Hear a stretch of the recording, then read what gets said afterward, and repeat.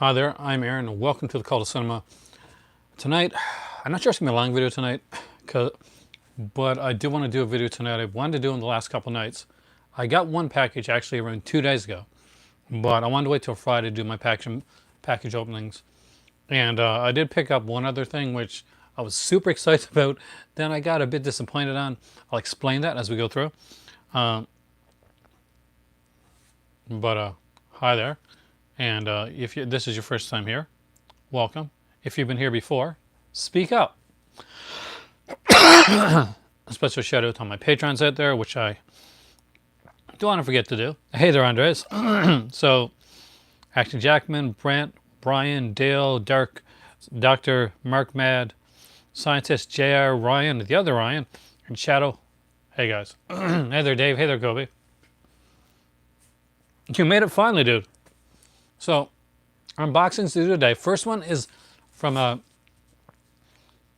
good friend on there, Danuch, who sent this out to me because at the time, the Twilight Time was doing their big, you know, kind of their closing out sale.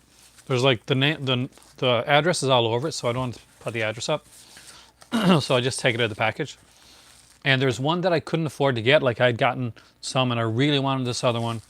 And I talked about it a lot on the channel as being like one of the ones that Twilight Time put out that I seriously wanted to get. Like it wasn't horror, but I wanted to get it. Hold on a second, I'm feeling a little bit like,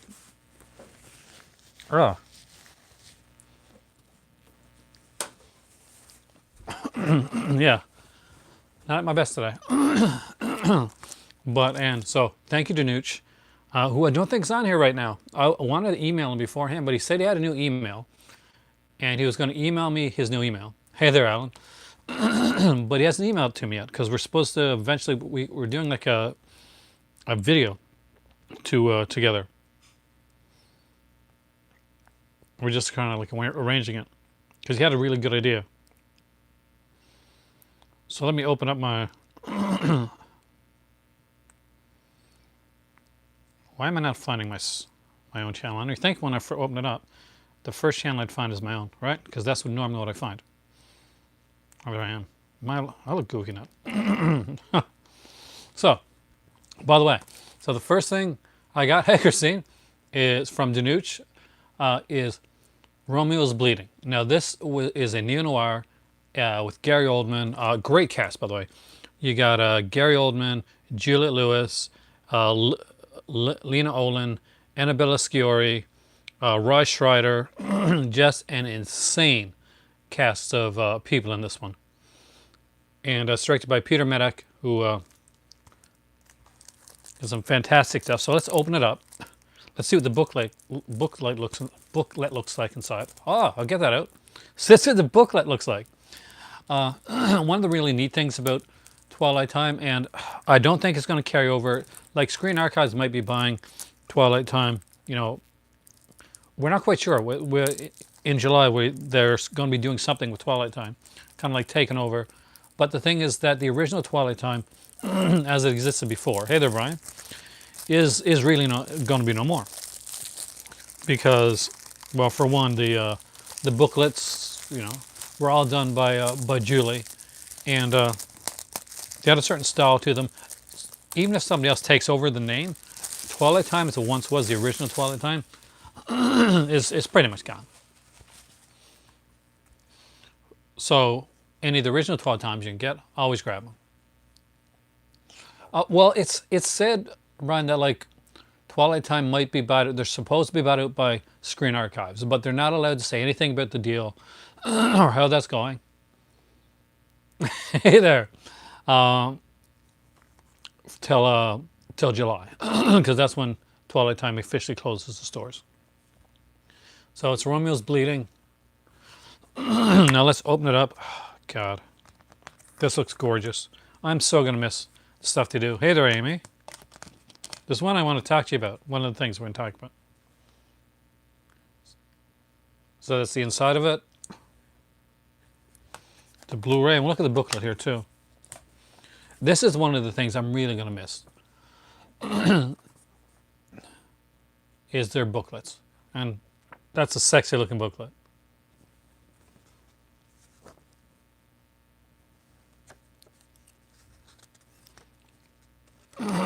And it is done by Julie Kurgo. Hey there, JR. Well, thanks to Danuch. Hey there, Culture.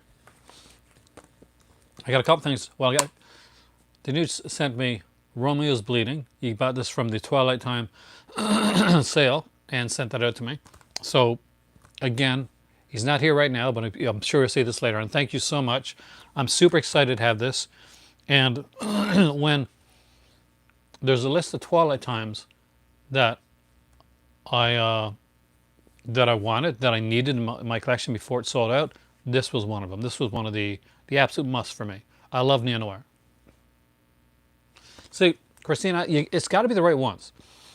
Like, for me, like they didn't do a lot. Like they did a few horror with Fright Night and of course the Blob. They did a great job in the Blob. But certain stuff like this and the booklets. The booklets always impress me. So, thank you to Nooch. I'm super excited. I cannot wait to watch this. Actually, I will be watching this weekend. Now, if you guys remember, I went to Unobstructed View, which is kind of like Canadian's version of Diabolique DVD, during a sale. And at the time, through no fault of them, one of the items got lost in Canada Post. So what happened? I contacted them. I was iffy. I was hemming and hawing for a long time about contacting them, and I was really almost kind of going to give up on it, right?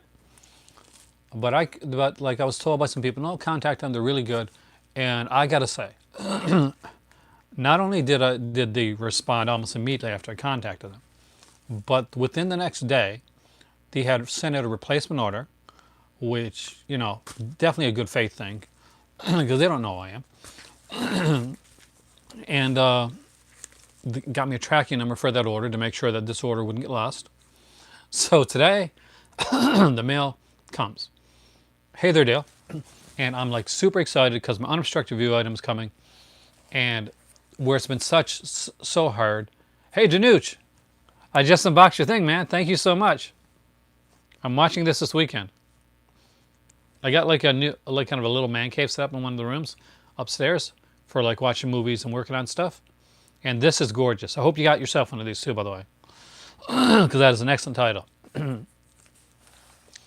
So I went to the mail, super excited because the Unobstructed View thing had come. So I'm like, okay, I can do a double unboxing. And I open up the mailbox, there's nothing there. I'm freaking out. My better half has just gone out to go get stuff because she needs to get stuff from her office because she's like officially working from home. It's a really cool film. Let me know what you think of it, by the way. And I'm like getting ready to call the post office, right? And then my better half comes like, did you see the mail? And she says, yes, I got a package here. I said, why didn't you tell me? I've been freaking out for the last month about getting this come, and this was a replacement package. and if this didn't arrive, there's no second replacement package. But finally, long story short, it did. Cannibal Holocaust? Not a fan really. Like what it's so there's some great cinematography within that film. Hey there, Chris. But yeah, I've never been a real big fan of Cannibal Holocaust. I don't like of course I don't like, if I watch it, it's the animal cruelty free version. But it's never been a thing that I've been into. Well, it's a cannibal film, right? That's kind of the part and parcel for those films. So next up is the one that I will be definitely, I'll be reviewing a lot of these. So this is the Scorpio Films, the Dutch Sex Wave collection. This is from Cult Epics. Cult Epics don't put out a lot of box sets, but the stuff that they put out, usually, that's when I got too, Danuch. But I'm not sure if mine is Blu-ray or DVD. I think mine's Blu-ray. I got like a Shameless one. I think it has both cuts, but I would never watch the other cut. So I don't hear a lot of people talk about Cult Epics very often. And it's a shame because they do put out some decent stuff. Their Tinto Brass set, which I previously highlighted on my channel, I'll do an updated. I don't have very much COD Epics, but I'll do an updated COD Epics collection, which I think is just those two box sets. But if you were into like the other things that they put out as well, like the Necromantic, because that was COD Epics as well, did both of those.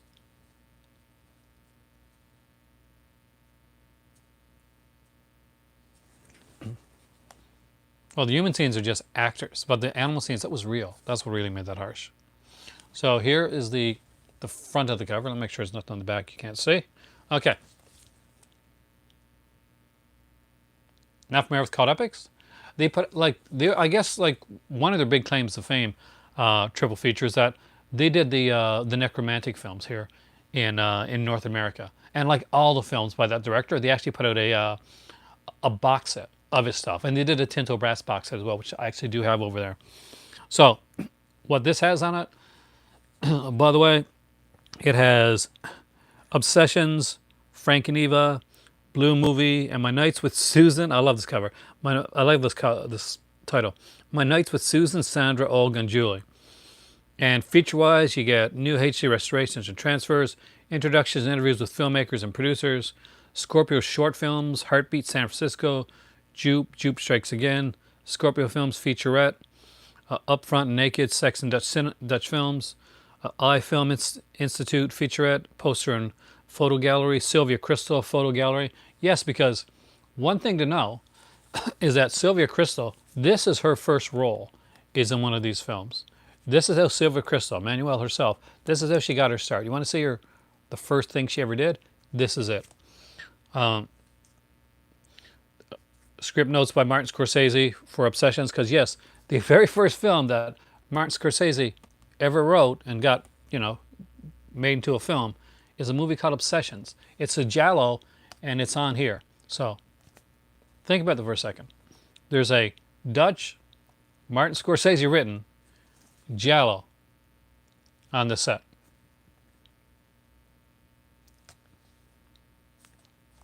Did you ever think you'd hear all those words put together to make a cohesive sentence? And I'll repeat it for you. It's a Dutch, Martin Scorsese written Giallo, which I think has Sylvia Crystal in it, on this set. So let's... COD Epics spot this one out.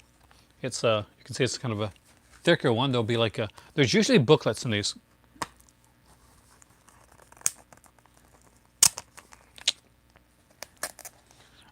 I have to carefully look because I know that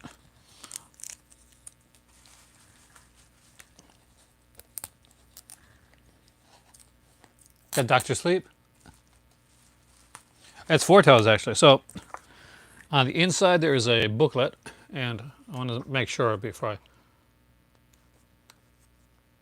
I'll just show you one of the safe pages.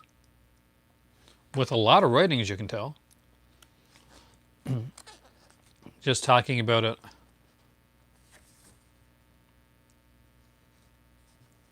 So basically before, I won't get into too much because I want to review these. I want to look to make sure though these are safe. So each of these gets their own desk. So it is the Scorpio Films Dutch Sex Wave collection, and if you think it's not X-rated or anything like that, it's not that type of set. Basically, in Dutch cinema, previously to this, there wasn't really much being done. There was a lot of, it was more, what's the word, like documentaries and stuff like that. This is from COD Epics actually. They decided, like, they make Scorpio Films. The Scorpio Films is going to make kind of more like exploitation genre, like, films that, because of the time it was in, would like have a lot of like sexual freedom. They'd be very artistic, and they got like people like before they got really big. Hey there, Penga. Like Scorsese worked, he He did the script for Obsessions, and that's kind of like Hitchcockian, kind of Giallo type film. Blue Movie was like a really sensationalized one. Nights with Susan, Sandra, Olga, and Julie. I'm excited to watch all these ones, actually.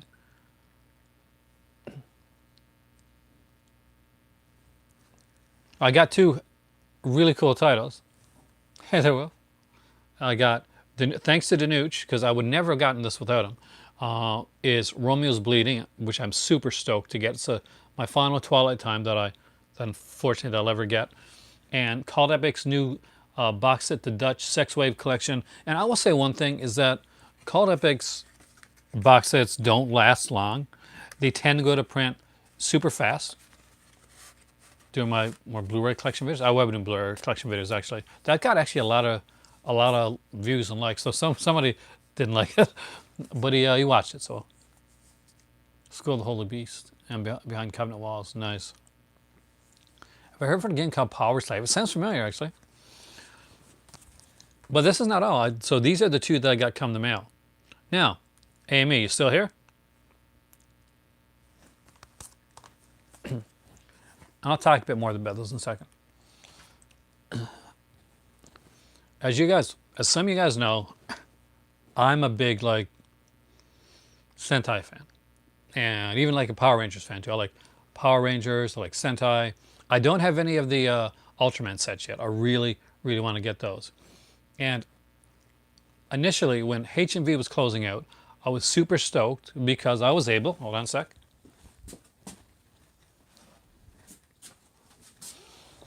To find like this for really cheap, and this is the Super Sentai. I think it's 8 discs, called Zyuranger, which is like kind of like the original Power Rangers. What Power Rangers were based on. Let's just say 3, 4, 5, 6, 7, 8. No, 10 discs. Wow. Okay, so 10 disc set, and was super stoked by this. So who knows? Before I go any farther with this. Who knows Sentai? Like who? I'm going to guess AME. You're familiar with Sentai. If Heath was here from Syrup Midnight, he would know. He knows this stuff well too. So anyway, so this is one I got about a few years back when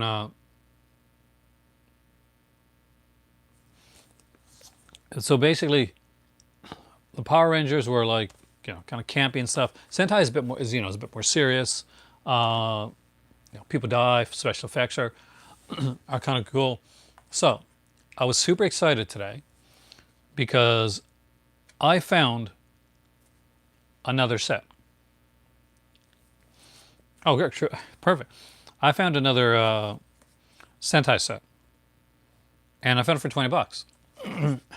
So these things go for like $59, $60 American, up to $75 here in Canada. So to find a Super Sentai one for $20, I was at Giant Tiger. I had to grab it. So I barely looked to see what it was, but I grabbed it anyway. So here it is right here.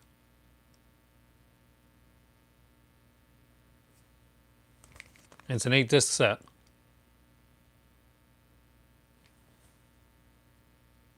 It had 8 blood-hook slipcovers. That's a joke, right? But it's. I didn't read the back till afterwards. I know. I was waiting for you to send me like a new email, Danuch, because I was gonna email you to let you know that I was making this video. Then I realized that in the last video you said I got a new email, and I said email me because I don't remember the stuff. And recently picked up Flesh Eating Mothers. It's super cheesy. So, let me go back a bit. I watched all the Power Rangers, by the way. I think there's a couple of new seasons I haven't seen. But all the original stuff. There's one that I hate. There's one Power Ranger that I truly hate. is called, and it is called Power Rangers Turbo. So does anybody, do you know Power Rangers Turbo? Okay. I guess the thing to know is that usually with Power Rangers, there's like 5 people, and they'll have like their power, the things that they're morphers, and usually it's like it'll be like a dinosaur or some type of animal or some type of mystic thing. It's like Tyrannosaurus, that type of thing. But in Power Rangers Turbo, that all went out the window, and they said, you know what we're going to have now? Cars. Not apes or dinosaurs. Going to have friggin' cars. I'm not joking. Cars.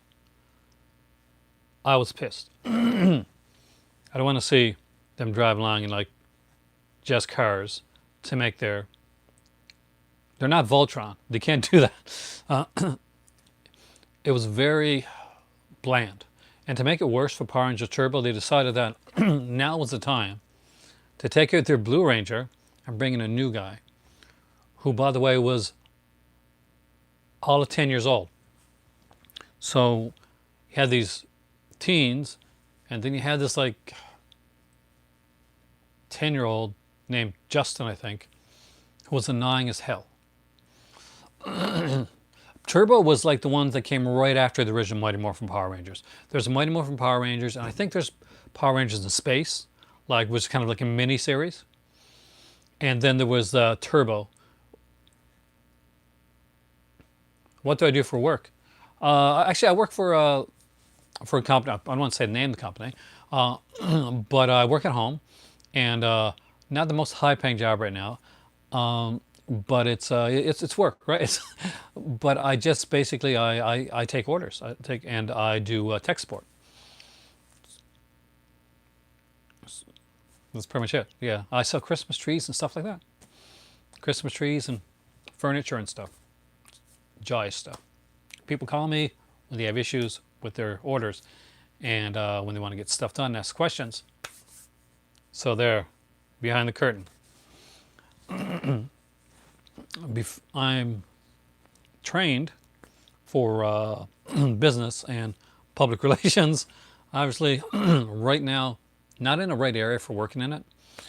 And so you take what you can get. But no. So yeah, that's what I do.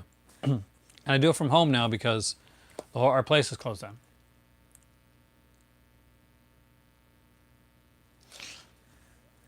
But yeah, so I'm glad to have it because I'm collecting all the Super Sentai sets. No, dude, you can ask me pretty much anything. And it is a cool looking set. It is an 8-disc set. The only other thing that bothers me is, unlike the other ones, it's a parody series. So for the 20th, this is the 20th, like an anniversary season of Super Sentai. Super Sentai it's still going on. It's long, like this was in 1996. It was at year 20, season 20 in 1996, right? And these are like long seasons. This one has like 40 something episodes in it. So they said for the 20th season, have I seen Hogs? I haven't actually. I don't have Shudder right now, unfortunately. That's one of the things that we don't have anymore. But so for the 20th season of Super Sentai series, they decided to do a lighthearted approach to the franchise, creating kind of a, and there's a read off here by the way, what some consider a parody of itself. But it's become a fan favorite apparently. So, oh no, I actually haven't. I've never heard of it, to be honest with you, until I saw people talking about it on, on Twitter. I really had not heard of it. I'm getting so tired of Twitter right now. Everything is so like depressing and stuff, and I just don't want depressing anymore. But yeah, and altogether, 3 really cool things. Thanks to Nooch again. Romeo's Bleeding. I'm super psyched to watch this movie, by the way. Lena Olin is hot, hot, hot. I'm going to say right now. That is her on the cover right there. And in case you haven't looked inside, Danuch, look at that. Damn. Yeah. Oh no, we do get Shutter here. Oh no, there. Oh, sorry.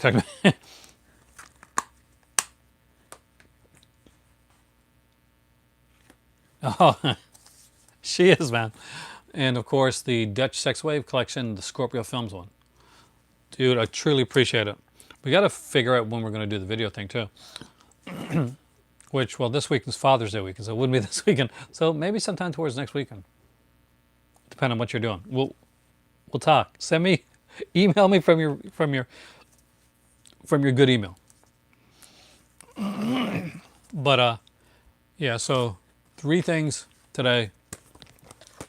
My final Twilight time release. Like in all seriousness, this is the final Twilight time that I will probably ever own, unless I just like into one. But they're closing down. End of this month, there's no more Twilight time. There is rumors, and there's been talk of something going on with Screen Archives to bring Twilight time for them to take over in some way. But Twilight time as we know it, with the isolated scores and the Julie Kurgo like booklets, and just like the stylized way that this is done, it's an era that's it's gone. That era is gone. I'm hoping that Twilight time, whatever it becomes of it from here on out, doesn't go the way of Anchor Bay when Stars bought it. Remember when Anchor Bay was really good, and you were getting like all kinds of cool stuff on it, like you were getting like D'Argento and Evil Dead and Halloween and more Evil Dead and more versions of Halloween. So yeah, the Anchor Bay used to put out all this really good stuff. For a lot of people, Anchor Bay was a company that like introduced people to D'Argento, introduced people to Hammer films that hadn't seen them, younger people especially. Stuff, you get these like clamshell VHS cases, and eventually you get like DVDs, and you get things like Bad Taste. I'm just looking over there. Lucio Fulci movies, Bad Boys with Sean Penn. You get things like, oh God, Chud, and La Long Good Friday, Clockwise. Just an incredible amount of like Giallos and Stepford Wives and Dead End Drive-In, all got their start on the Anchor Bay label. Are my personal thoughts on Split Second? Are we talking? I like Chud. I know you don't like Chud, but I really like Chud. Is it too political? Is that it? Or too? When I'm not sure political is the right word, but too like issue-ish.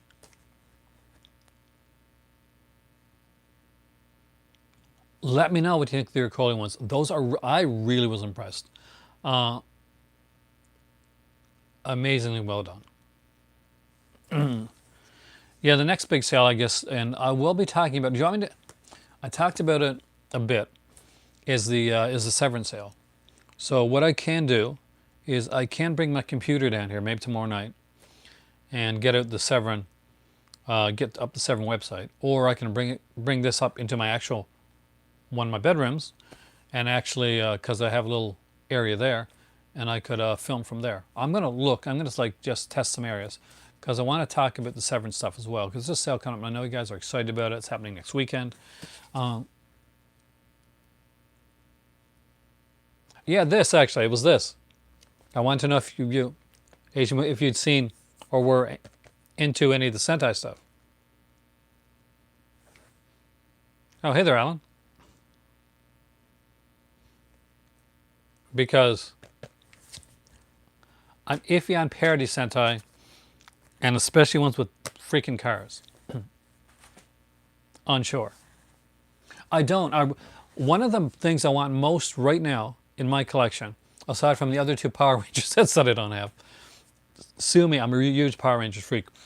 Not as big as my oldest though. She's like when I bought this, the very first thing that I did was I contacted her, and I said, "Okay, do you know what this one is?" And she knew. I want to get that sticker out so you guys can see the cover better. It's a pretty cool, like, set though.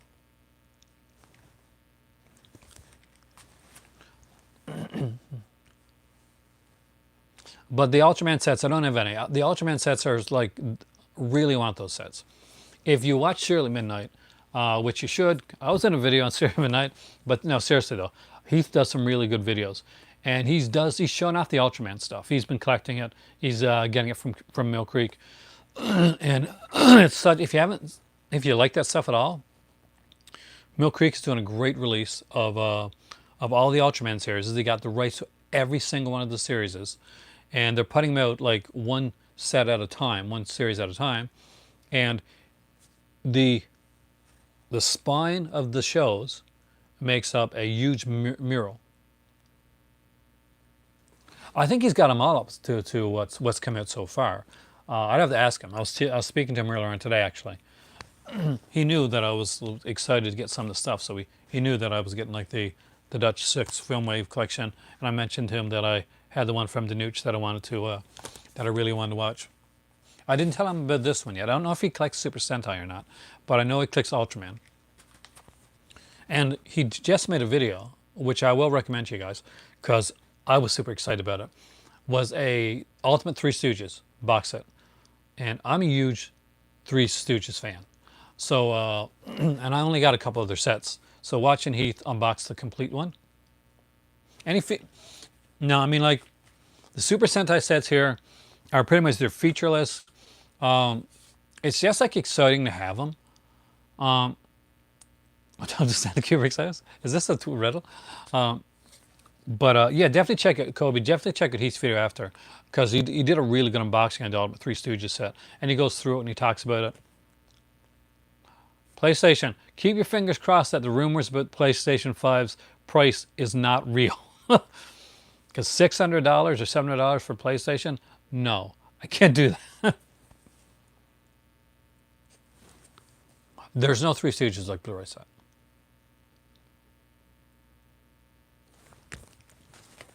What'd you say? Oh, triple feature.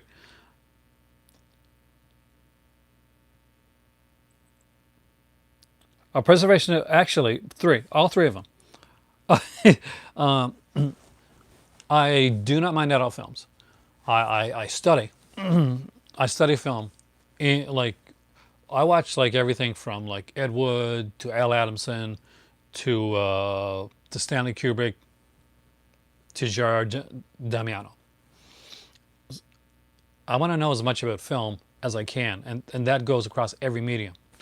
But for the actual physical, why I buy physical releases, one, I don't think you own anything if it's not physical. I think, digital, not real. But for me, it's preservation. Like that's key. First up is preservation. And then, then it's like, it's films that I like, and and of course, the company. So yeah, but I do own all the Finger Cinematography, all the adult films. Not every one of them, not everyone's a classic, but everyone has something in it that I definitely like. I want to check out. I'm older, like, obviously. So to be bluntly honest with you, a lot of times when I get the adult stuff, if I'm not like reviewing it at the time, and if it's like one that's like less, it's basically story based from Finger Cinema, I like fast forward through a lot of the adult sequences and just watch the story part. That sounds really boring. I sound really, really lame when I say that, but actually, yeah, kind of true. Now there's some cool stuff there, but every once in a while, but no, usually that's what I do. When it's like there's ones out there, and like there was a softcore version called Murder Baby, but the hardcore edition was called Dixie Ray Hollywood Star. It's a really good mystery. Hey there, CK. Kind of kind of noir, and the story was really good. So like, but the only version I had was definitely the X-rated edition of it. So I would like, and Cameron Mitchell's in it, by the way. He wasn't doing like any scenes, but so I would like, the story was so good. I was like kind of fast forwarding through the other stuff, just so I could get to the scenes. But then I had to go back and watch it again because I was worried that during some of the X-rated sequences, that like dialogue or story or plot points were going to come out that I was going to miss. So I just had to sit back and watch it, and at that point. But usually I go for the story part of it. I'm weird. I'm a weirdo. I wanted to be an actor back in the day. I like scripts, and that tends to be a big thing for me. And that's true. That's true. Triple features like preservation is key. Look at Abominable. It came out by MVD Rewind, and actually, I think that's one of the places where I initially I like saw Serial at Midnight, because I'm pretty sure that I read an article at Serial at Midnight about Abominable. It's a movie, and the movie didn't come out that long ago, but it's an Abominable Snowman meets Rear Window type of film, right? Excellent film, great cast, some pretty cool special effects for like that type of film. And you would think, was fairly recent, like maybe like 15 years ago, something like that. But no, not something that was done a long time ago. Done in the 2000s, I think. It should be easy to find. You should be able to get that anywhere, right? That should be like super, super easy to find. I want to do one on like on Severin with the sale coming up, and I do have another collection video coming up as well. And I'm going to be doing some like theme videos. I just have to basically watch some more films. And I will be doing something on Giallo in the near future, because I'm definitely doing like a Giallo. I'm on a Giallo kick right now. But Abominable's almost lost. It took him like forever to get all the elements together to actually put Abominable out on Blu-ray. When he went to look for the film, he couldn't find it. It was quite a search for him to actually find the elements to even put the film together. And it was a film that literally, if he hadn't looked for it at the time that he did, Abominable would be no more. You wouldn't be able to buy it, wouldn't be able to get it, unless you found like some kind of like VHS taped off a TV copy. It wouldn't exist. It's just he looked at the right time. Because if he hadn't, you wouldn't have that MVD Rewind Blu-ray of Abominable, which is excellent. I'll pick it up, guys. and that's key. So anytime you pick up a physical release, anytime you get a movie like Romeo's Bleeding, or you pick up the Scorpio film set, like a Twilight time release, or like something like this. This is, uniquely, it's not something you're going to see. See this set here? This isn't a mainstream set. This is probably not going to be put out afterwards by another company. If it is, maybe.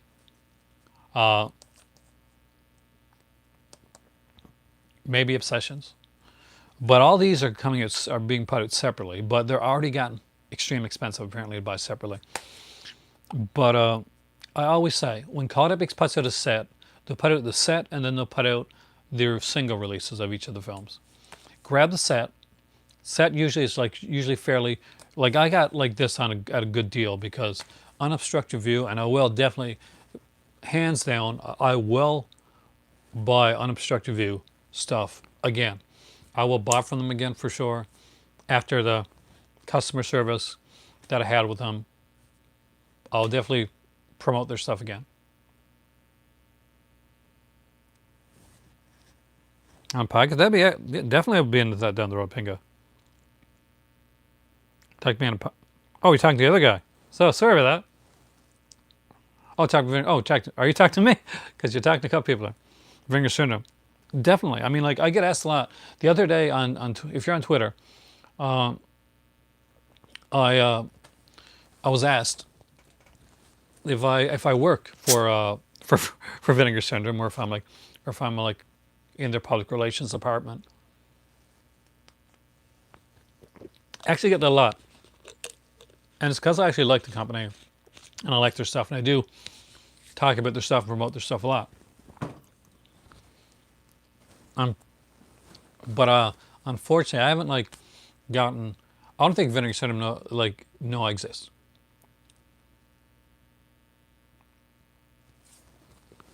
But I but people that buy Vinegar Syndrome stuff do know I exist because that's usually when I see like a lot of people influx to my channel is when Vinegar Syndrome comes around or like recently I just recently did an Adjusted This podcast with Brian. So that I think he's editing it now. So in the next couple weeks that'll be coming out. It'll be my fifth time I think on Just a Disc. I got let's say there's the two Vinegar Syndrome ones. It's my maybe my fourth or fifth time on Just a Disc. So I'll let you guys know when it comes out. We did a watch pile, like a watch pile video podcast. So that should be a lot of fun as well. So I hope you guys like it. One of the things that I showed in here is mentioned in detail, actually, in the To Watch Pile podcast. So super stoked about that. How did I manage to get? Well, see, I've been a fan of Brian Sauer's podcast since the inception of it. Thanks. I was going to shave it down a bit, but my better half won't let me. She just likes the thick part of it.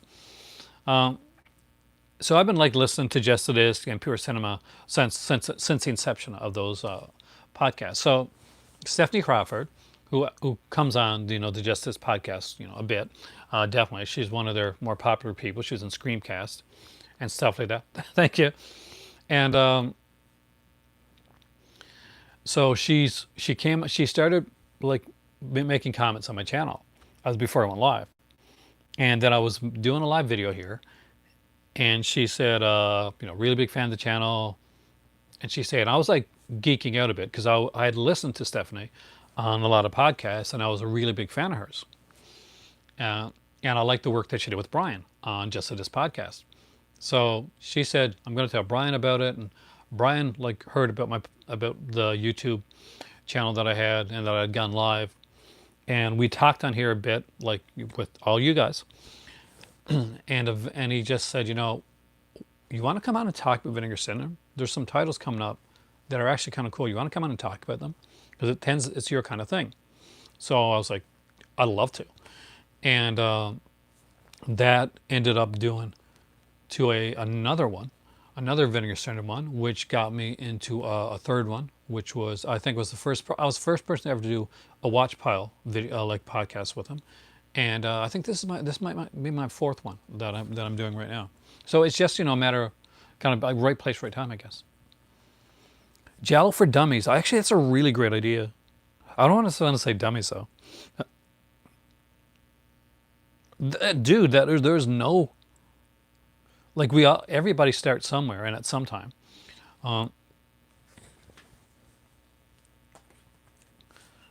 But yeah. There's going to be names like Sergio Martino, Dario Argento, and Lucio Fulci. Those are the names that that you're going to be looking for when it comes to Giallo. Ercoli's great too, and Lenzi. With Giallo, the thing is that you got to find what your groove is. See, there's this one aspect of Giallo, which a lot of people just automatically think, Baba, good choice there. Think of Giallo. It's the black gloves and it's killing attractive women. I'm released own for every label in here. That is a great idea for a video. And stylistically looking. But that's one type of Giallo. But there's another whole like subset of Giallo where basically it's about and not just women in apparel, but it's basically it's kind of it's what we call the jet set Giallo, and those don't deal so much with like the psychosexual killer that the other Giallos, like the Dario Argento ones, do. What they deal with is people being killed because of like insurance fraud. I know that doesn't sound exciting, but it is much more exciting than it sounds. like giallos that I have are set in various places around like Europe and areas like that, and like rich women that are kind of gaslit. Um, it's often like a lover or a husband type of thing.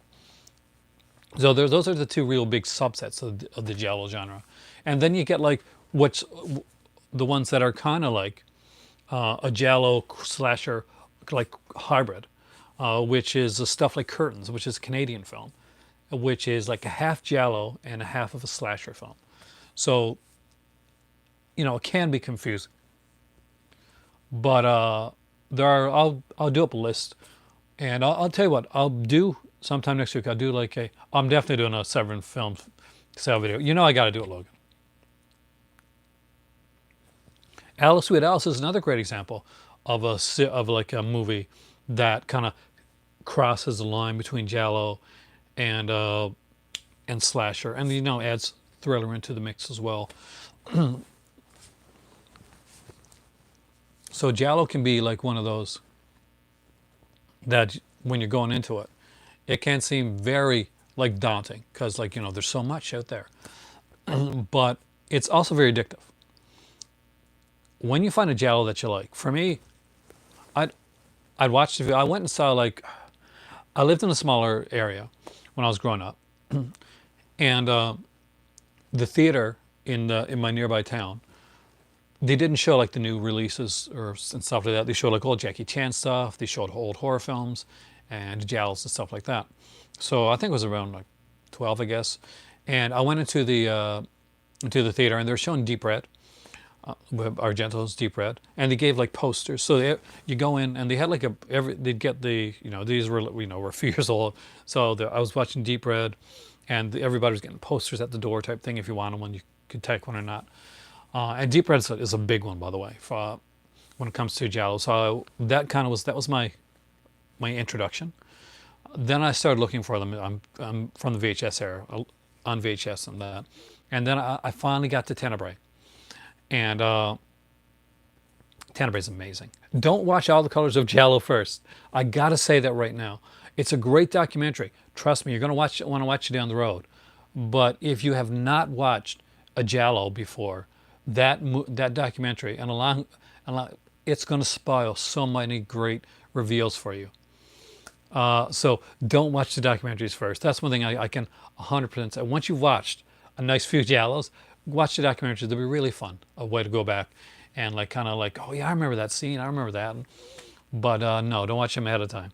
Great documentary though, and great suggestion. But only after you've watched a few. Ercole did some great different Giallos as well.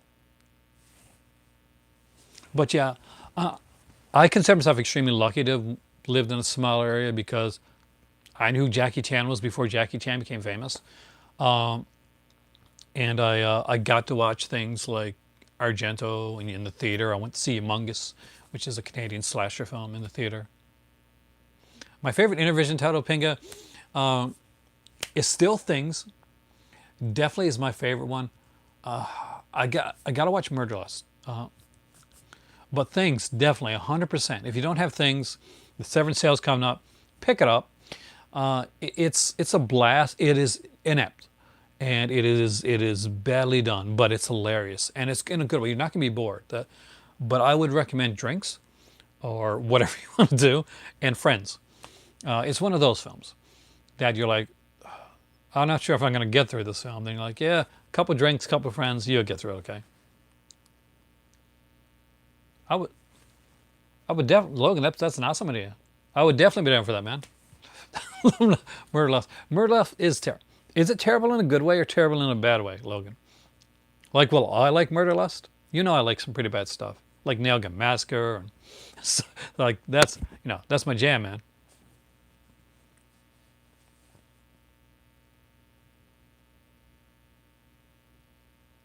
Oh, I heard, and I've heard from a few people that the movie on it, like the bonus movie, is actually the better film.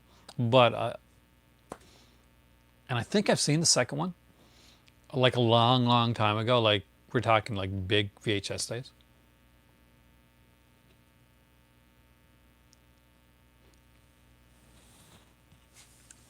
Australia puts out some great stuff. Hey, Emily, welcome. I got 3 things. Thanks to Danuch, I have finally Romeo's Bleeding, which is a fantastic neo-noir. We just get a topic, Logan. We'll talk about it. That's what we need to do. I got From Unobstructed View. I got it. Scorpio Films. Dutch Sex Wave Collection. Have I seen Intensity? I think I did, but I wouldn't be able to tell you about it right now. And this here, Super Sentai, but a parody Super Sentai. The 20th season of it, actually.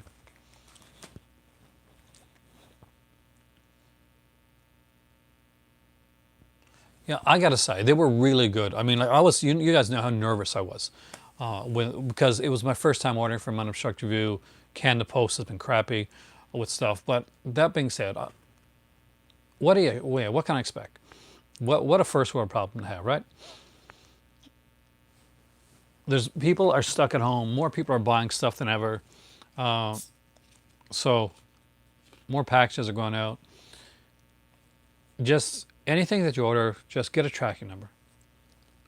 Was the film? I haven't. Well, I just got it today. But it's kind of a Hitchcockian Dutch Giallo.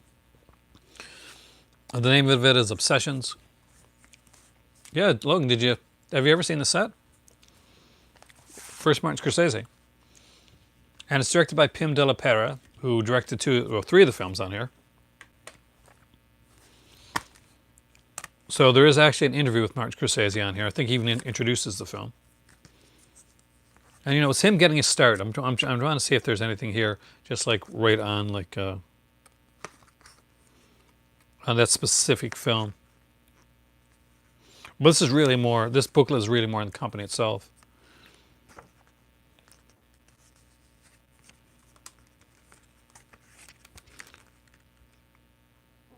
So what they put out, like, it's not a lot. It went from 1965, to 1976, and a lot of stuff that they did were like shorts. Like there wasn't like a lot of features that let me see how many features he actually made.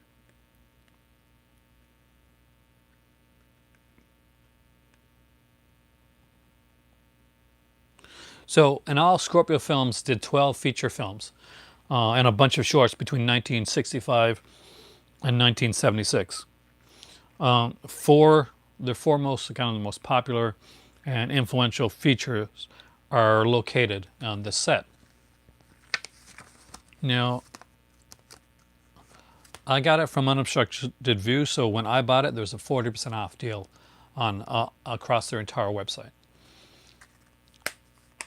Code Epics aren't always the cheapest to buy from. But when you get their stuff, oh man, tell me about it, Emily. It's super hot here too.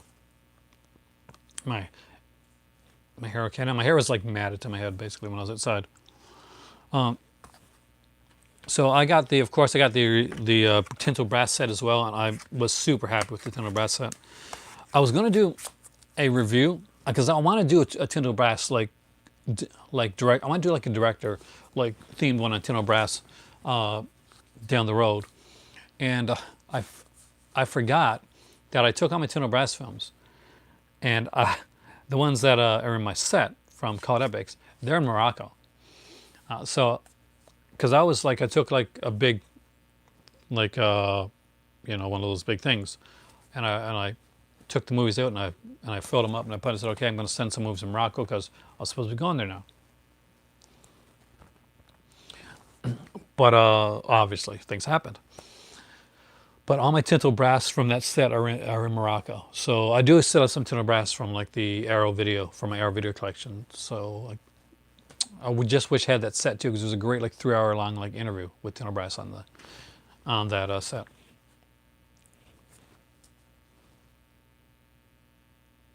Got to an early part of the stream? That's actually kind of cool. It's like time travel. Enter the Devil. It sounds kind of familiar, but I really can't place it right now. Apparently, there's a good.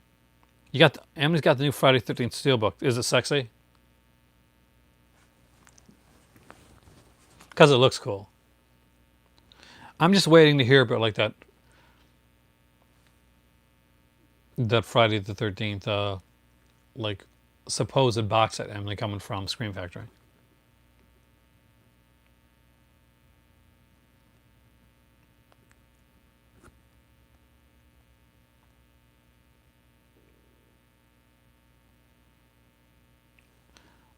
I will message you, Logan, sometime on Twitter in the next day or two, and we'll think of an idea. Goes a dozen or so vinegar cinnamon release you just picked up. Wait till I get mine. I haven't got my vinegar cinnamon yet.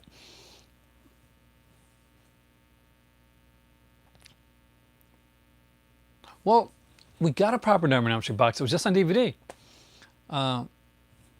We haven't. I don't think we've really gotten a proper like Friday box yet. To be honest with you, you got the Django set. Oh, nice. McPherson tapes. I got to get the McPherson tapes. What I want to watch the weekend sometime is obviously I was gifted by Ryan some amazing like Vinegar Syndrome and AGFA stuff. So I want to watch Drug Stories. I watched Candy Snatchers. Oh, by the way, if you haven't got Candy Snatchers, great release. Everybody's got Candy Snatchers Vinegar Syndrome, right? If you got Vinegar Syndrome stuff. Like a mean-spirited film. Definitely, like the guy says,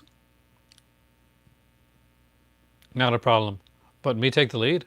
Dude, you trust me, once you get into it, it'll just come snap right back into you. When you do like, when he talks about the fact that he watched like a lot of French noir cinema and like dark, kind of like the French films and depressing films and like really films, like I said yes. After watching the Candy Snatchers and getting to the end of it, I'm like, yeah, I can definitely see the French influence on Candy Snatchers. Oh boy, oh man, I had to watch something happy after Candy Snatchers. I really did. Chuck Series is 12 out of 10. But the end, Uzi, like the end, like just how it ends up. I mean, like, wow. And I'd seen it before, but it's been a long time. And for some, maybe it's where I'm older, or maybe I got kids myself that they're grown now. But it hit me hard, man.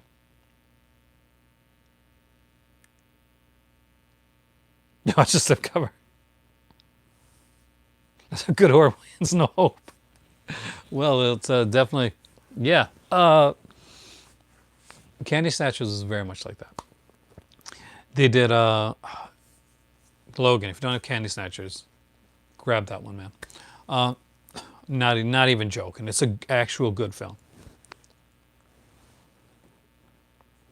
And I watched the Corruption of Chris Miller too. Again, another excellent film.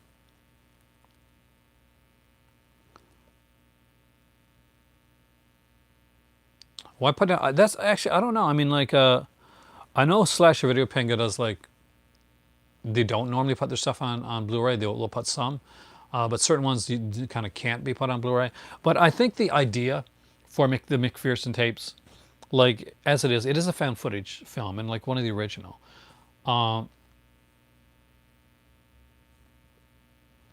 But it's supposed to look crappy, and I guess Blu-ray does. I haven't seen the Blu-ray of it. Doesn't do like may not help that fact, but it is supposed to look crappy. It is supposed to look very found footage. It's supposed to give it a more real look. I don't own it, so I don't know for sure. But I would say that's probably why. They just want to give the best edition of it that they could, and they wanted to go with the Blu-ray.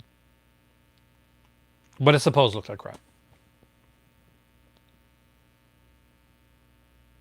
Christmas really Giallo in the faintest way.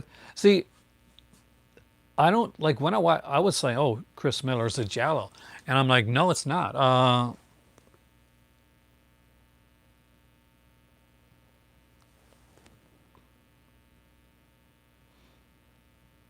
First film footage. Well, Cannibal Holocaust has found footage in it, like definitely for sure. Like a large portion of it is, but not all of it. Actually, there's a framing device for Cannibal Holocaust. You know, you've seen it, so you know what I'm talking about. But definitely, it's one of the first found footage films. They definitely advertise it like a Giallo, uh, but it's really.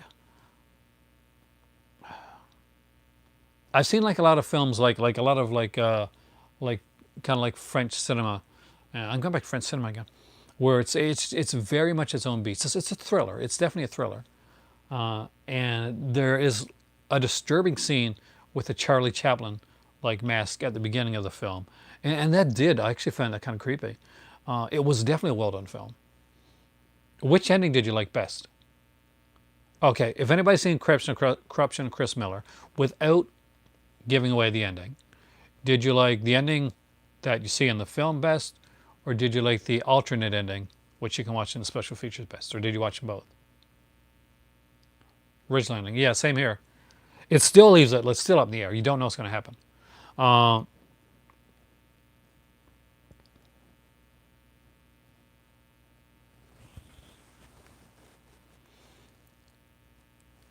but it is so well done. I one thing I can say, and I can say this with a straight face and pure honesty, I did guess the killer in Corruption, Chris Miller, like pretty early on. I knew the killer was. Oh, the setting's gorgeous. Even like I love the rain, by the way. So like watching like them like in the house and it's like they're doing the exterior shots with the rain pelting down. That's that's my jam, man. That's what I love. I used to have a cabin when I was young that me and my grandfather, who's passed on now unfortunately, rest in peace, pops, built together. And I'd go down there sometimes with girlfriends and stuff, and I'd light the wood stove because I had a wood stove in it, and we just like sit back and just like listen to the rain pelting off the roof, and it was romantic.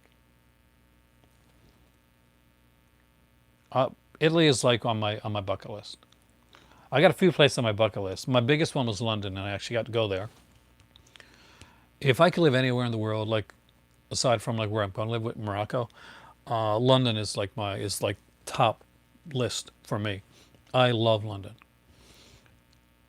to the point where we got to London. We got down on it in the airport, not Heathrow, but it was the other one. What was it called? And we were going on the train,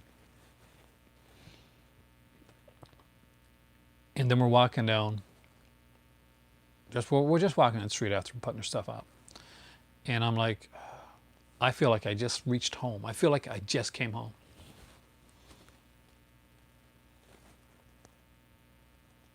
Don't read the back. Your every video ruined Tenebrae for you. Does it say the killer is? I got to look on the back. Yeah, don't read.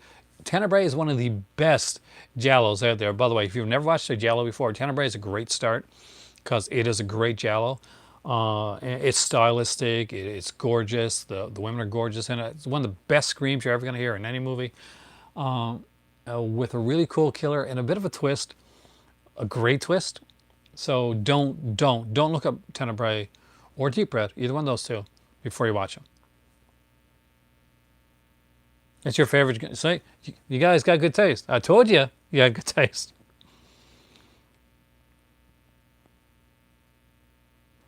A lot of people got Japan on their list. I can't do humidity. Like there's a lot of humidity here. One of the great things about Morocco is there's no humidity in Morocco. It's like it's hot. It can get hot, but there's no humidity. So you guys see me sometimes here. I'll be clearing my throat, and it's not always because like I'm talking a lot or anything like that. It's because I've got like serious like allergies. And this time of year especially, it's particularly hard on me. If it's like hot outside, there's a lot of humidity. It's really like, I clear my throat a lot. It's harder to breathe a bit. But not to like a serious extent. You prefer Deep Red. I prefer Tenebrae. But they're both really good. But Japan's on my list. Like, I would love to go to Japan. See, I'm don't talk about a lot on here, but if you see me, some of the shirts and stuff that I wear, Phenomenon is amazing, and Phenomenon is underrated. Like Tenebrae used to be underrated. It's not anymore. Tenebrae's been out a lot and shown a lot. And Deep Red definitely not underrated because everybody knows Deep Red now. As soon as you get into Giallo, that's kind of like your go-to, like Friday the 13th Part 4, if you're watching Friday the 13th. But Tenebrae, but Phenomena, originally called Creepers in North America, amazing. But I'm a big video game fan, and that's why I want to go to Japan. Is your favorite horror movie of all time? Wow, that I respect you more now, actually, in all seriousness, because it is such an underrated lyrical film. It's literally like a horror version of Walt Disney. That's what Phenomena is. Phenomena is Walt Disney movies made into like turned the upside down, pretty much. So if you've never seen Phenomenon before, it's not a Giallo. It's kind of a Giallo. It's got Giallo aspects to it, but it's very much like a mishmash of like Walt Disney films made into a nightmare, and that was what Argento had tried at the time. That's when he met.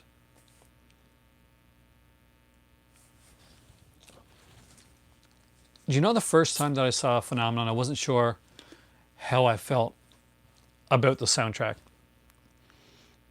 And it has great Iron Maiden songs. It's got like some real heavy music in it. And I always wondered if like what would happen if like somebody rescored it with kind of a more of a traditional lyrical soundtrack.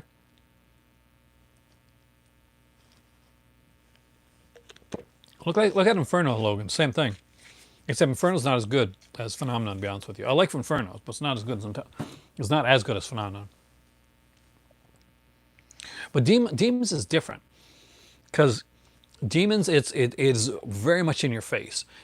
It's very much like literally, it's coming through the screen, right? So it's hard, and it's fast, and Demons just they're on the subway. They get the ticket. They get to the theater. She scratches her face. Bam, bam, bam. Just things start going. All hell breaks loose, and it doesn't end. It just keeps going, and you get that like metal soundtrack, and that like the hard rock soundtrack, and it really suits it. It just like your blood's pumping. The movie it's working well. Phenomenon I think could have worked either way. And that's a special little thing there. And that like the soundtrack for Phenomenon does really work, but it does take some people out of the film. No, not the one starring John Travolta, the one starring Jennifer Connelly and Donald Pleasance. But it's one of those films that I can see working with the traditional score and the score that it has. So that's kind of interesting, actually.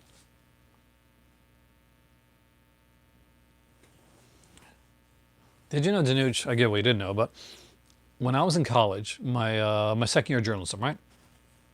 I was staying with this guy, and I'm from Newfoundland, but there's different areas of Newfoundland, and I can't understand the accents in some of them because it depends because a lot of times the people that settled in like certain communities, whether they were Irish or French or English or Scottish, whatever, they kept like that. They really kept that the brogue and the type of speech. So anyway, I could barely understand what he said. Great guy, I could barely understand what he said, but he was like the biggest Iron Maiden fan. That sometimes you hear people say it as Newfoundland. Actually that's the correct pronunciation. Do you know that when I was younger, I used to say Newfoundland, but Newfoundland actually is usually the way it's said. So that's actually closer to the way people actually say it. And Labyrinth also has Jennifer Connelly, and it should not be remade. I'm just saying, putting that out there right now. Movies you don't remake. Labyrinth, one of those movies you don't remake. But yeah, yet every Iron Maiden like thing that was put out, and even had like those bootlegs from like different concerts and stuff like that. Like it was insane the amount of stuff he had. It was impressive. You would have been impressed, didn't you? What kind of music do I listen to? All kinds. The same as with my movie taste. I know. I it's music is the same. I grew up in the '80s, so I grew up listening to like a lot of pop music. I was listening to a lot of Billy Joel. I was a big punk person, so I listened to listened to a lot of Ramones, Generation X, Sex Pistols, stuff like that. I do listen to Bandmate now, actually, because you guys introduced me to them, and I actually kind of like their music. So yeah, I did not know that who they were until you guys, and now I do. And now I like them a lot, actually. So I do like them. The only thing I don't really get into is like I can't get into death metal.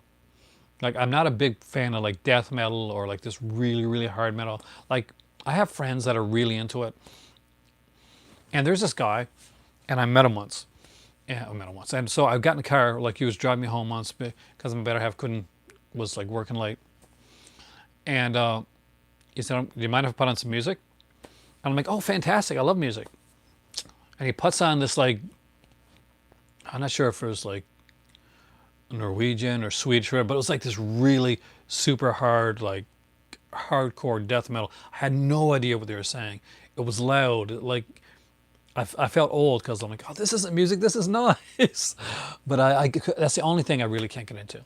But anything else, I love new wave. A new wave is something that came and went so fast. But I used to love new wave music. Howard Jones, all that stuff.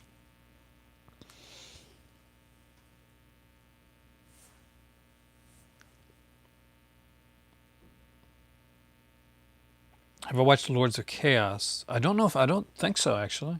I'm gonna be honest with you. Not yet, but I do need to see it. My dad saw John Fogerty in concert actually. Van Halen, AC/DC, Led Zeppelin, Stones, Pink Floyd. You got good taste, Brian. I like all those. Like every one of those people you mentioned. I'm a huge fan of Lady Gaga, and I think she's super hot, by the way. Uh, but uh, but I actually am a huge fan of Lady Gaga. Hey, anybody here like fans of like I'm not sure if you watch Arrow or like Legends of Tomorrow? Anybody?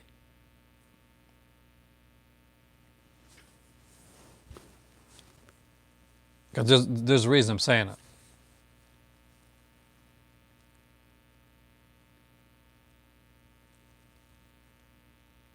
Somehow, Emily, I kind of knew you were a Nirvana.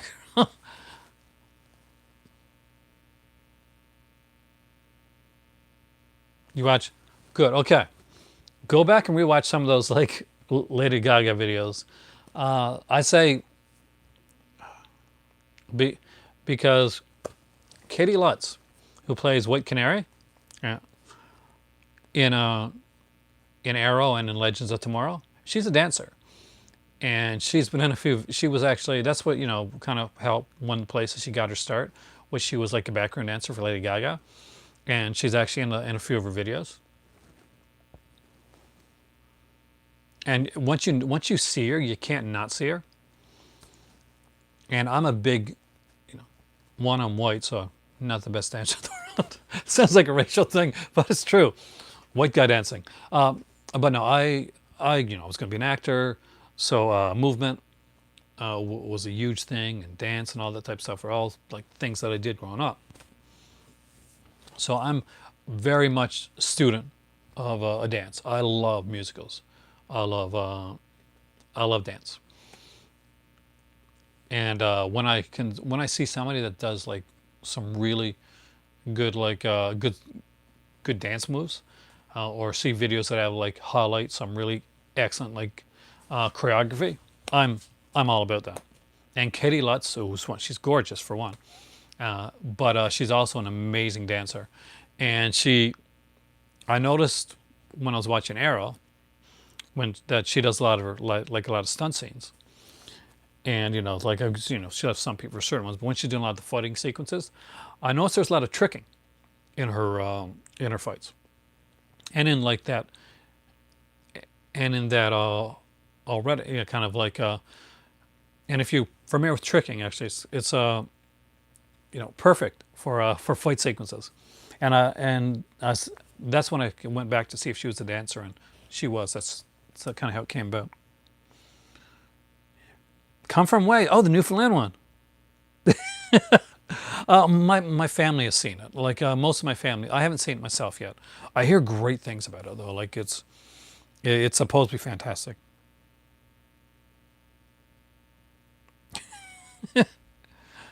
Maybe your sister was just jealous. Jason.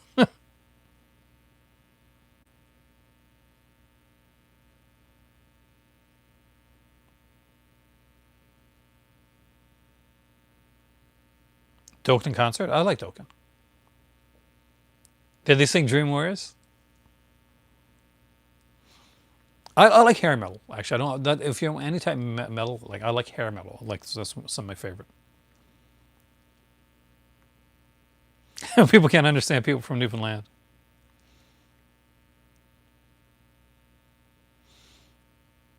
I wouldn't be. Yeah, I get that. I used to get that all the time.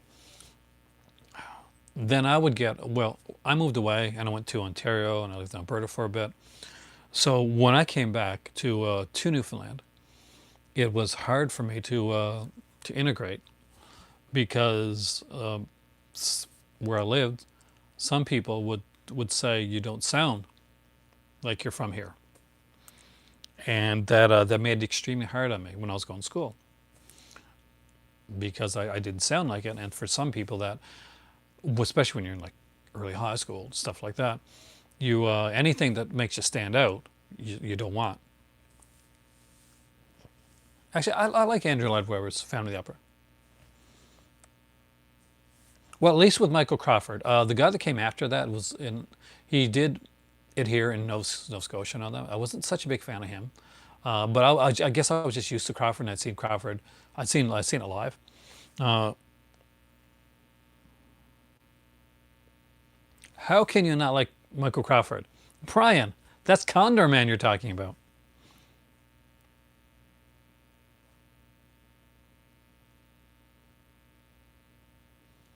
Favorite version of Sweeney Todd. I don't know. Not not the Johnny Depp one. I tell you that much right now. Or film fight sequences. Are you a fan, Ragman? Have you ever watched Scott Atkins? He's an Australian like actor, stuntman, like martial artist. His are pretty good actually. If you like the old school style stuff.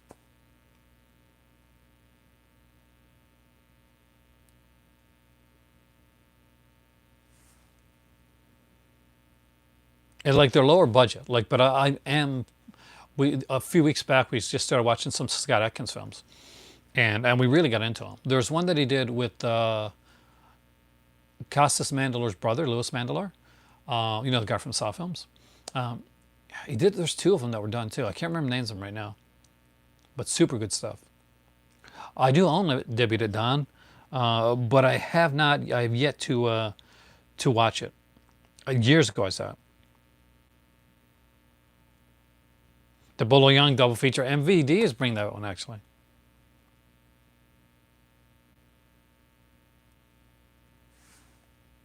Thank you, Amy. That's exactly what I was talking about. The debt collector films.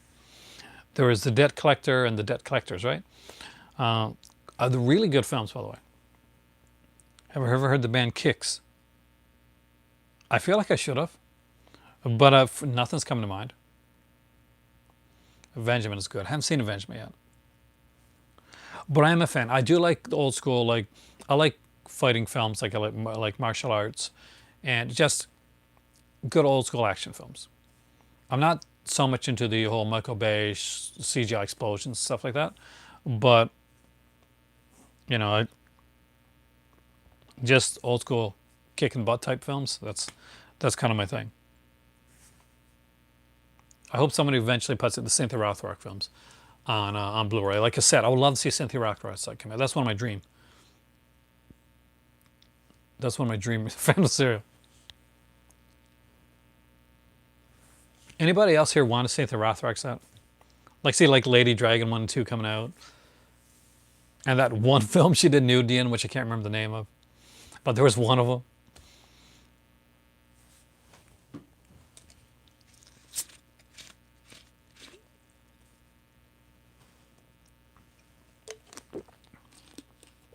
Maybe Amy remember. Amy, you like Cynthia Rothrock? Do you remember that one film? And I think it might have had Kurt McKinney, I'm not sure. I had somebody like that, like a Kurt McKinney type person. But she did like, shockingly, she did like nude scenes in this one film. She never did it again or afterwards, which is a shame. Gorgeous girl. In my opinion, anyway, I really like Cynthia Rothrock. We played a game Words with Friends, actually, once when I played that, actually. That was a long time ago. But she's on my Facebook, like friends, and we played it together.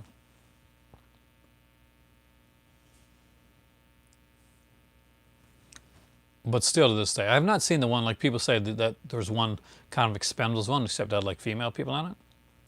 I'm doing another live horror marathon this October. I'm hoping to, yeah.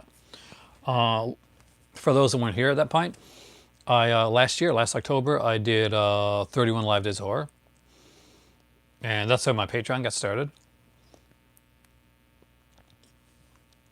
And I'm going to be doing that hopefully again this year. It was really taxing. I'm not going to lie, because not only did I have to watch at least 31 films, had to make 31 live videos every day for October. And that's great when like there's a lot of views like coming in for it, but sometimes some people, it is Sworn to Justice. Thank you. Thanks. Do you have a Mr. Skin subscription, or did you just check it out? So I'll do 31 again. If you want me to do 31 live days, I'll do 31 live days again. And I say around a month or so before I start making that video, what I'm going to start doing is because I want to give more to the people that actually came in Patreon. Like I got to find a way. So I'm going to be giving like basically I'm going to give some movie in a poll to choose from, and that's going to help me choose my 31 days. That way everybody get to see it, but like some people get to vote on it. I will definitely get some Asian horror in there. I'm still, Amy, don't worry, I'm still doing the One Missed Call and the Ring videos coming up that's coming in the near future too. I just need to get through all the films and all the features. Like those sets had some good features on them. Mood 616 has a great channel, by the way. We got a similar taste in like some of the quirkier stuff. I see this here. I would 110% see this in Mood 616 videos. I unfortunately, Jason, probably not, because things are like a little tight right now. I think, it's got to the point where for a lot of us it's gotten a little tight. But yeah, it's this Father's Day coming up, and this weekend, and I'm probably not going to be doing a lot. Maybe I'll order pizza. That's my only thought right now for Father's Day. But this came the weekend, so did this. So maybe I consider these Father's Day. I can't consider the Nooch one because the Nooch, it's awesome. But I'll consider maybe this will be my Father's Day gift. Night Porter's a really great movie.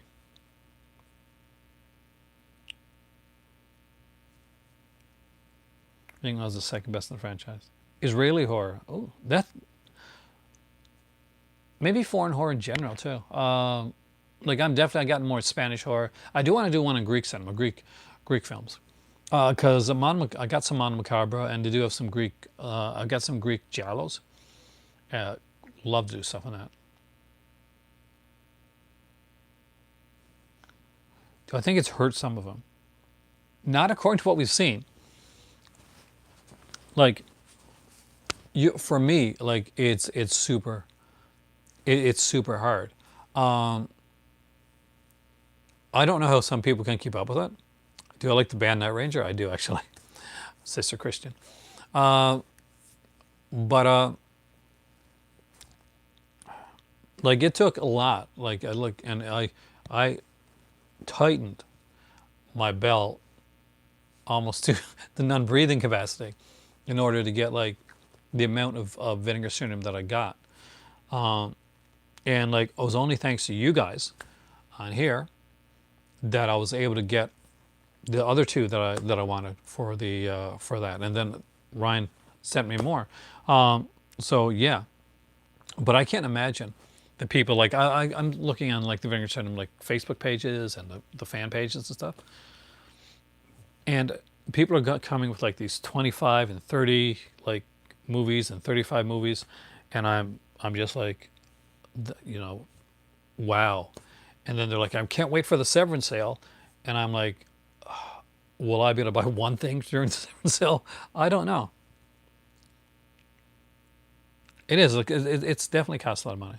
I've seen Paul Verhoeven's like Black Book. I don't think I have actually, not yet. Yeah, there's been a lot of box sets. Like there's the Al Adamson set, and you know, say what you will, it's one of the best sets of the year. They're like it's so well put together. The documentary is great. It's heartbreaking, wonderful. It's weird too. A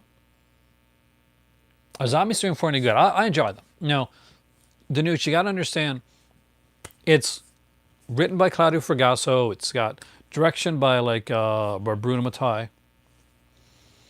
So your level of enjoyment on a zombie film, especially the later zombie films, is going to be like how much you like the craziness.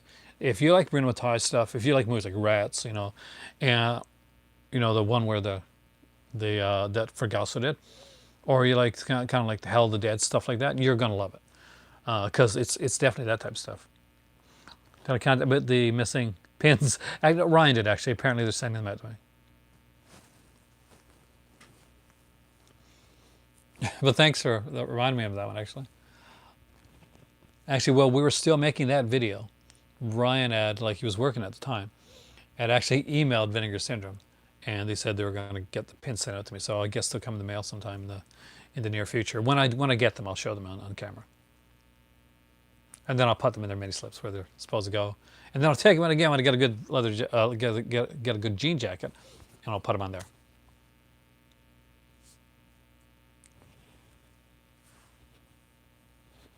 I'm missing some of your comments here. You review 3 boxes. One missed call, Lone for Cove.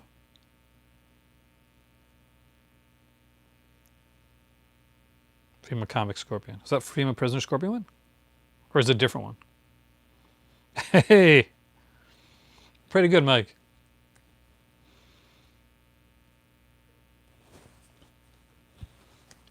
I am getting ready to actually soon go watch some movies.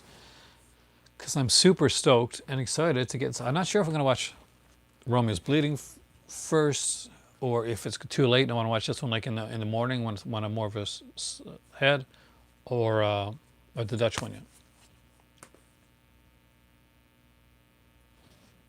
Oh, they're at definitely like me. I got Zombie 3 and 4, and I didn't get them at like a sale price. I bought them in store, and the soundtracks came with them, which I do love. One of the best things I got to say about Severin, if you go through Romeo, you think in the night though, but because I kind of want to watch it in the day where I can actually enjoy it a bit more, and like because I don't want to be tired on watching it because it's a neo noir, and you want to be at your peak. So I think I'm going to wait and watch it in the morning when I wake up, because Saturday morning I can just lie in bed for a bit. I'll go grab some tea, and then I'll just sit back and watch it. So thanks a lot because it's going to be part of my weekend.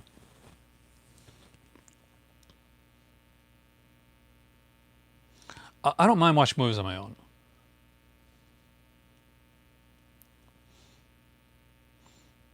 But I do like watching with my better half too, or friends. I got friends, so I don't. Well, I did when I was in St. John's. One of my friends we used to watch movies. Um, with her and her husband too, but he wasn't much of a horror fan either.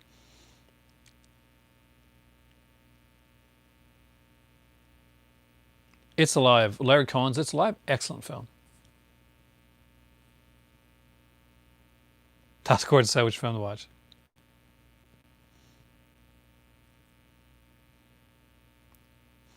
One of these days, one of the things that I eventually want to do and do on the channel is, and my better half thinks I should do it, is do kind of like a live commentary, like a watch video, which I'm not sure if you guys would be down with that or not. But basically, we'd queue up a movie. I'd watch it here. You guys would watch it there, if you know. And this would literally be a movie club episode at that point, and we would like watch and talk about the film, make a live commentary. So yeah, I'm going to try to make something that a lot of people can access, but something weird enough that it fits into my channel. Thank you. I spoke with Heath too about like doing like a commentary on his channel. We just had to find the right movie as well. But yeah, I have never done it, so I really don't know like nor I've ever watched one actually.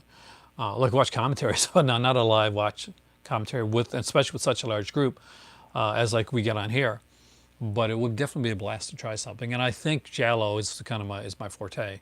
So when it comes to this type of stuff, Giallo or slasher, but Giallo, I think I would get more people in that would like kind of want to watch that type of thing. It depends. I'll think about it, and I'll find a good movie. Something that's accessible that a lot of people can get to and watch. That's not going to cost a bunch of money if they got to get it or stream it or whatever however they want to do it. For some, everyone owns like Halloween or Friday 13th. Like definitely Friday 13th. That's that's Friday 13th series my jam. That's how I came into the horror thing in the first place. When I was in high school, I wrote for my school newspaper and wrote a 13-page insert for my school newspaper on Halloween on the Friday 13th series, which I thought was pretty clever at the time. It was like grade 8 or 9, I think. Would you have read that in your school newspaper, a 13-page insert on Friday 13th films? Commentaries are following talk. Well, this is going to be a little bit different because if we're all there, then it's kind of free flow. Like I'll be talking, you guys will be talking. It'll be a group commentary, and I'm not sure how big of. Maybe that's the thing that's done a lot. I don't know, but the idea with my channel right now is I'm keeping, and I hope you're noticing, I'm keeping trying to like innovate. Quiz us with when we're watching. Not sure if I'd actually don't like that team.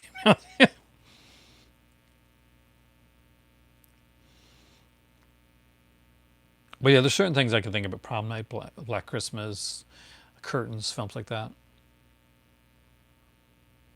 The thing is, I want it to be something that's accessible, but I don't want something that... Oh, thanks. Actually, I was at we went out today to pick up like a lounge chair because there's someone who's selling a lounge chair on one of those Facebook like groups, and my better half needed a new lounge chair, and they're expensive, so Facebook. So we went there, and this guy comes, and young dude again brings it up and stuff. By young dude, I mean like in his 20s. So he's like, he's like, love the T-shirt. And he's like, I'm a big gamer too. I'm like, yep. I said, and he's got like a Wario, like tattoo on his leg, which is awesome, by the way.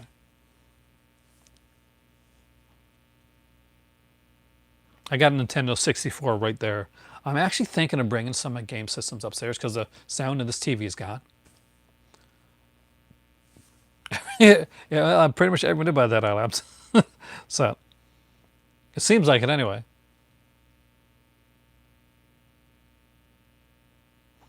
Are you a big Scott Adkins fan?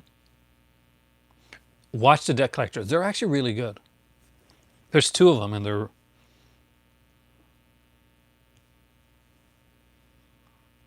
Well, with that film, he's the villain. He doesn't have as much control, or you know. But when he works with the guy that, like the guy that did the Debt Collector films, really good stuff. Saw the first one? You might be, if you don't know anything going in, or you could be a bit surprised by one of the characters you see. Do I have any tattoos? Not yet. I'm getting one. I'm getting a phoenix right here, and I wanted to get a written word one on here, but my better half doesn't want it. Jesse Johnson, right? And, and it was going to say, because I'm a big fan of Oscar Wilde, and I represent all the sins that that you're afraid to commit, which is one of my favorite quotes. Now, just paraphrase, that's one of my favorite quotes. Figure where it's from. It's pretty easy, actually. But that's what I wanted on my shoulder. Yes, I represent the sins you're afraid to commit. But she doesn't like it. So, scratch that tattoo idea. So far, just the phoenix. When I was younger, I used to want to get like a dice, like a die on my arm, and like the word, the Latin phrase Jack to LAS on the around the die. The die is cast, Caesar. But oh no, I want to touch it.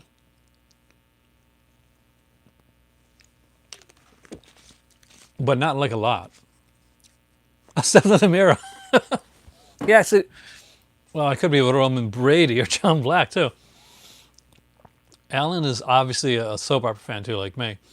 There was a storyline in the 80s on Days of Our Lives when they introduced the character of John Black, who was at that time supposed to be Roman, called The Purse, the Power, and the Pawn. And what it was is like 3 or 4 people had a tattoo, and I think it's a phoenix tattoo. No, it was just before John Black, because that's how they thought he was Roman. And the tattoos apparently went together somehow, and I can't remember how now, to make a map where a treasure was located. So yeah, that's the thing. I watch, like I say, guys. I'm when I say I have eclectic tastes and I watch a bit of everything, I'm not a joke. I really do. And recently, on my break from work, I watched like some one guy. What's it? House of Castine is a General Hospital. A guy does General Hospital stuff. And what he did was he took the stories, like the storylines, like certain like big storylines, and he put them together. So like you wouldn't have like the other stuff in between or anything. You just had that storyline that comes across like a movie or a miniseries, and it's bloody brilliant. It is bloody brilliant.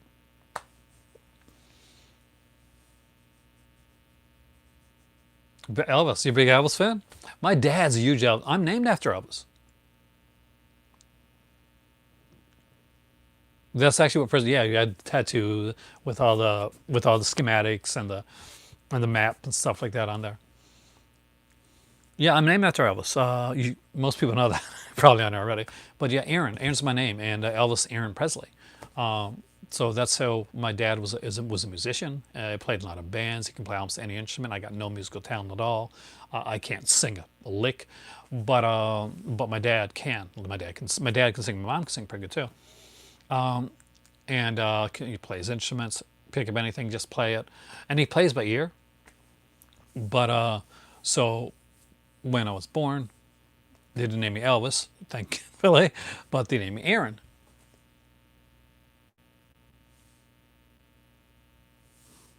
You've been to Memphis? Oh, nice. I would love to go to Memphis. I'd love to go to Graceland. Now I got that like Paul Simon song stuck in my head, but I would love to go to Graceland. I really would actually. Loved Elvis growing up. My favorite Elvis film, by the way, nobody asked, but I'm gonna tell you anyway, is Roastabout. I know, it's not the big one, but it's just when I saw it as a kid, I was an angry young man. Eventually, I hope to go to Graceland. Not obviously not right now, but eventually I'll get to go there. My better half's not an Elvis fan at all, by the way.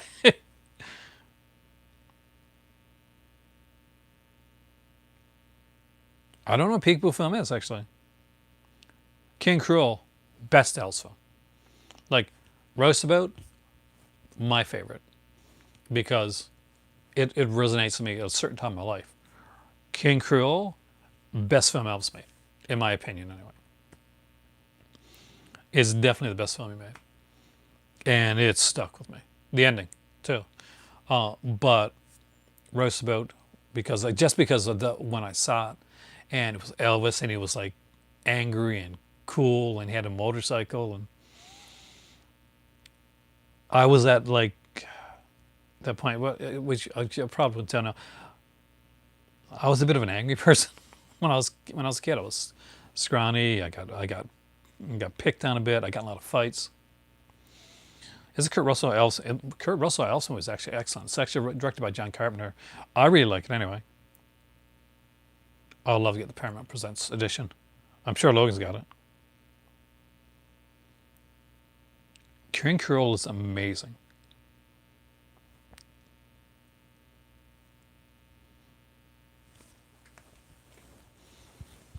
What's your favorite Elvis song? There, guys.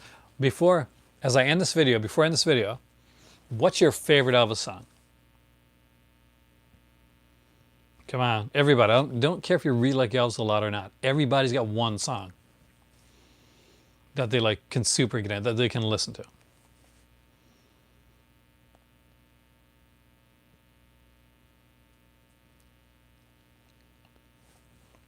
Emily? Me too, actually. Suspicious Minds is my favorite. In the Ghetto, Jared, this is another one. That's If I Can Dream. In the Ghetto is going to be stuck in my head all night now, by the way, guys.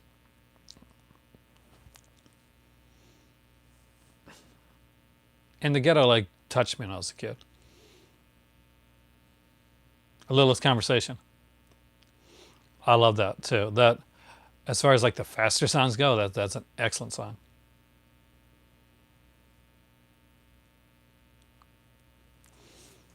Did you ever notice, or did you ever see that when they put Las Vegas on Blu-ray, I'm sorry, on DVD out in the seasons, only the first season, I think, has a little conversation, a little more action. Well, you know, the remix they did of it, but the rest of them has like Let It Ride as the theme song for the TV, for the Las Vegas show. That's a different theme song altogether. I guess there's rights issues, or they would have had to pay too much for it. So they created a new song called Let It Ride.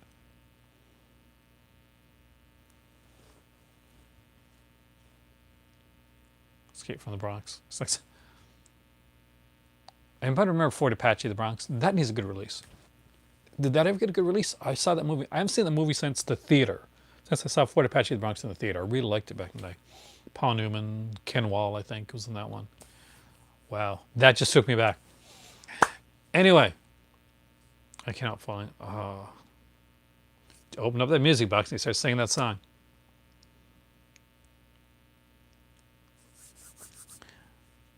Anyway, because I want to get some tea and watch a movie, Ryan knows what time it is. I'm Aaron. This is my movie library. Again, Danuch, man, thank you so much. This is going on during Father's Day weekend.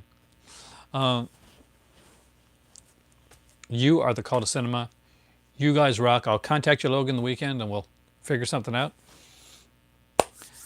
And Danuch, I'll check the email, because now I'll have your email again, so we can actually contact again. And you guys rock. Have a great night. Enjoy your Father's Day weekend. Contact your dads. If you're a dad, happy Father's Day weekend. And I'll see you guys soon, right here. Probably talk about the Severance sale tomorrow night in Cult Cinema.